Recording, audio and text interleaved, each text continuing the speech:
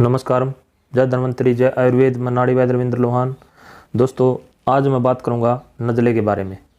हमने नज़ले के पहले वीडियो दी है आपको कि नज़ला कितना प्रकार का होता है, और फिर हमने दूसरी वीडियो में बताया कि वात से जो नज़ला बनता है उसके क्या क्या लक्षण होते हैं, क्या क्या कारण होते हैं, वो भी आप देख लें। और आज मैं इस वीडियो के अंदर ये बताऊँगा कि पित्त दोष के बिगड़ने से जो नज़ला होता है उसके अंदर क्या क्या लक्षण होते हैं, क्या क्या कारण होते हैं, किन किन चीज़ों का ध्यान दिया जाए, और क्या ये नुस्खा होता है जिससे हम नज़ले को ठीक कर सकते हैं। नज़ला के इलाज में दोस्तों आलस्य करना बहुत बड़ी भयंकर भूल होती है। ये बड़ा जोखिम भरा काम हो जाता है, क्योंकि शुरुआती दौर में इसका इलाज कर पाना मुमकिन होता है, क्योंकि लंबे वक्त के बाद अगर हम इसका इलाज करते हैं तो वो असाध्य हो जाता है, और नज़ला जिस जिस अंग पर गिरता है वहीं पर वो रोग पैदा करता है। इसी से फिर खांसी हो जाती है, या फिर बलगम जम जाता है, या फिर श्वास का रोग हो जाता है, या फिर टीबी का रोग हो जाता है। तो ये सारे उपद्रव ये नज़ले के अंदर गिरने से ही पैदा होते हैं। इसको दोस्तों बाहर निकालना ज़रूरी है, क्योंकि कई बार जब हमें जुकाम होता है तो जुकाम के बाद हम किसी एलोपैथी दवा डॉक्टर के पास जाते हैं और हम एलोपैथी दवाइयाँ ले लेते हैं। उससे शरीर के अंदर गर्मी बढ़ जाती है, और वो जुकाम हमारा अंदर ही भेजे के अंदर, हमारे मस्तक के अंदर यहाँ पे अंदर सूख जाता है। वो सूख जाता है, और फिर वो टाइम पा करके जब हमारे शरीर में दोष कुपित होते हैं तो तब वो फिर बाहर निकलने लगता है। किसी को अंदर निकलता है, किसी को बाहर निकलता है। जिसको अंदर निकलता है उसको गले में खराश हो जाती है, बिल्कुल खारा खारा लगता है, या सवरभंग रोग हो जाता है, या कई बार लोगों को आवाज़ मारी जाती है। तो दोस्तों ये सब उपद्रव इसके अंदर होते हैं। तो जब ये जिसको भी अंदर गिरता है वो दोस्तों आप खसखस के दाने ले आएँ, और खसखस की आप छाल ले लें, इनको दोनों बराबर मात्रा में ले लें, और मसूर का पंचांग ले आएँ। पंसारी की दुकान से मिल जाएगा। मसूर का पंचांग के अंदर आप तीनों को मिला करके आप कवाथ करें। कवाथ आप जितनी भी दवाइयाँ आपने ये ली हैं उसके अंदर आप 8 गुना पानी डाल लें, और जब ये उबलते उबलते जब चौथाई भाग रह जाए तो आप इसको नीचे उतार लें।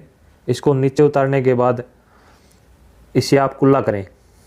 अगर आप इससे कुल्ला करते हैं तो जो ये अंदर की तरफ टपक रहा है ये नज़ला, ये फिर बाहर की तरफ हो जाता है, ये अंदर टपकना बंद कर देता है। वो फिर इसको आप जब ये बाहर टपकने लगता है तो फिर आप क्या करें, फिर आप दोस्तों एक देवदाली की लता होती है, अगर कहीं पे मिल जाए तो वो देवदाली की लता की आप 2 बूंद नाक के अंदर टपका लें। वो टपकाने से आपको थोड़ी उसको अंदर जाने दे। वो 1 मिनट के बाद आपको छींक आएगी।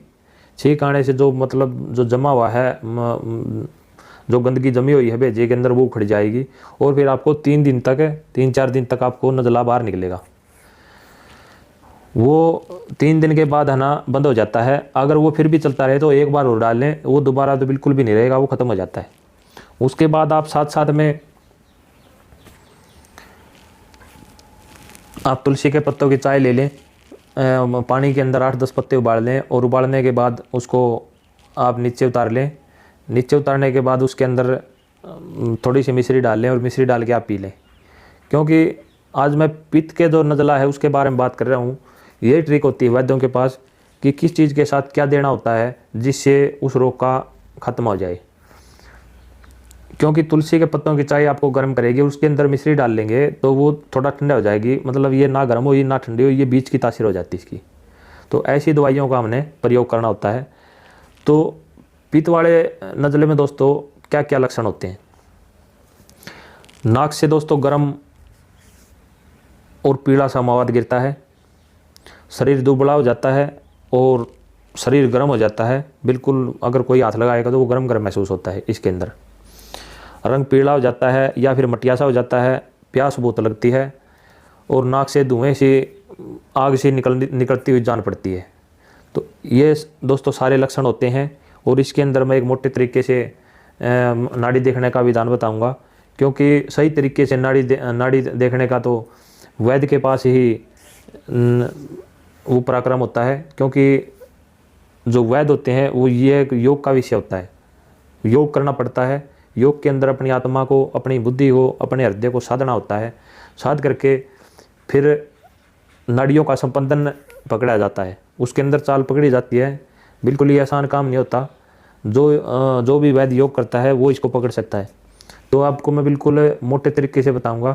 आप अगर पुरुष हैं तो आप राइट हैंड की, और अगर आप औरत हैं तो आप लेफ्ट हैंड की आप नाड़ी देख सकते हैं। इसमें दोस्तों आप जो अंगूठे की अपनी ये जड़ होती है, इस जड़ के नीचे आप एक उंगली रखें, और आप तीनों उंगलियों को आप बिल्कुल जैसे मैंने रखे हो ऐसे रखें, लेकिन तीनों उंगलियों के बीच में आप जो ये कागज़ की मोटाई जितना आपने गैप रखना है। तो आपकी जो ये बीच ये शुरुआत वाली ये वात की नाड़ी चलती है यहाँ पे, और ये दूसरी है जो ये पित्त वाली। तो ये दूसरी है जो पित्त वाली, अगर ये स्पंदन करती है, बहुत ज़्यादा तेज़ी से चलती है, तो आप उसके साथ साथ में मैंने जो ये लक्षण बताए हैं वो आप उन लक्षणों को मिलान कर लें, तो आप ये समझें कि आपको ये पित्त दोष का नज़ला है। इसके अंदर दोस्तों कारण क्या क्या होते हैं, आप कारणों को भी बंद कर लें, क्योंकि अगर आप कारणों को बंद कर लेते हैं तो भी आपका ये रोग ठीक हो सकता है। ये दोस्तों मलमूत्र के वेग को रोकने से भी हो जाता है, अजीर्ण या बदहजमी होने से भी हो जाता है। आप अपने पेट को ठीक करने का काम करें।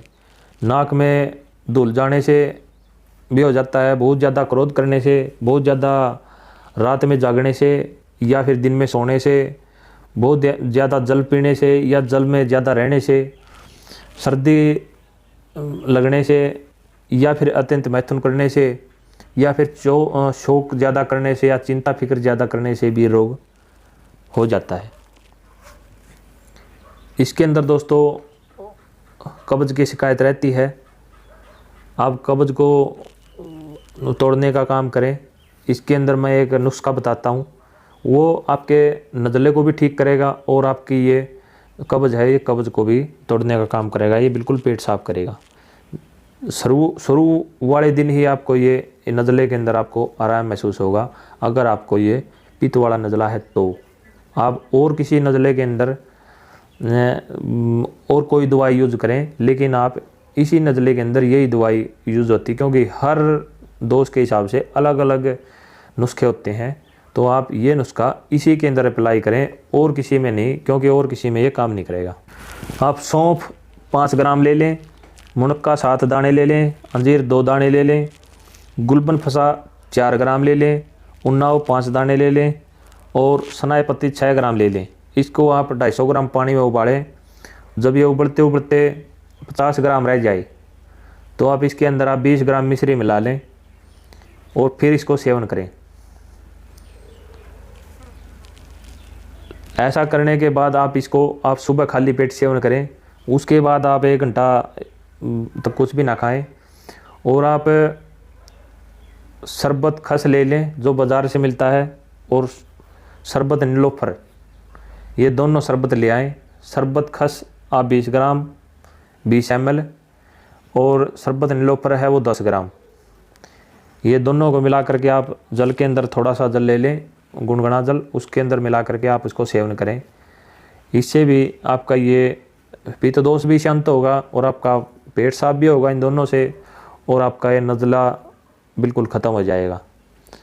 और मैंने दोस्तों पहले वाली वीडियो में इसके ऊपर प्रमुख बातों के ऊपर ध्यान देने योग्य बातें बताई हैं, कि आप सर के ऊपर कपड़ा बांधें, आप सीधी हवा के अंदर ना जाएं, ठंडे जल से स्नान ना करें, आप ठंडा पानी ना पिएं, जब ज़ोर से खूब भूख लगे तो तब आप भोजन करें। तो ऐसी मैंने बातें जो बताई हैं, आप दूसरी वीडियो को भी देख लें, और वो चीज़ें आप सारी अप्लाई करें, क्योंकि मैं जितनी भी वीडियो बनाता हूँ उसके अंदर कुछ ना कुछ आपको आयुर्वेद के बारे में ऐसे गुड बातें मिलेंगी जो आपके काम की होंगी।